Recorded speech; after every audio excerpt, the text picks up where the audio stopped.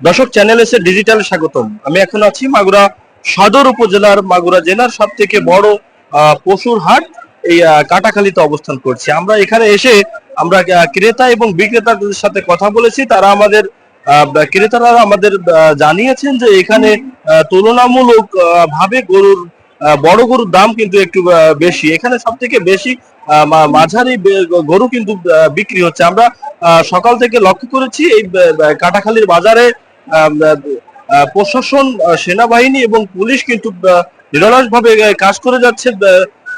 এখানের পরিবেশ ঠিক রাখার জন্য তারা কিন্তু কাজ করে যাচ্ছে। আমরা কথা বলেছি প্রাণী সম্পদ অফিসের সাথে। তারা আমাদের প্রাণী সম্পদ অফিসার জানিয়েছেন যে এবছরে মাগুরা জেলায় ৬১,০০০ কোরবানির চাহিদা থাকলেও এই মাগুরা জেলার খামারিরা কিন্তু প্রায় ৯২,০০০ কুরবানির গরু কিন্তু প্রস্তুত করেছেন।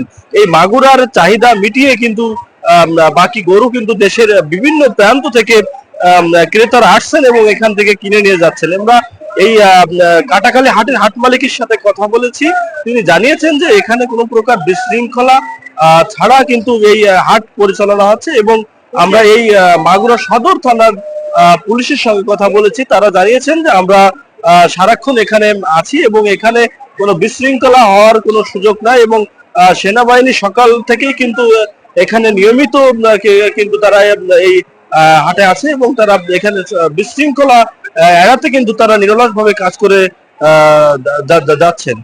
আমরা ক্রেতাদের সঙ্গে কথা বলেছি। তারা জানিয়েছেন যে এখানে বড় গরুর দাম একটু বেশি এবং মাঝারি গরুর দাম কিন্তু মোটামুটি, এবং এই বাজারে আমরা ঘুরে দেখেছি এবং মাঝারি গরু কিন্তু বেশি বিক্রি হচ্ছে। এই ছিল মাগুরার কাটাখালী থেকে সর্বশেষ সংবাদ। H M Rajib, channel S, Magura.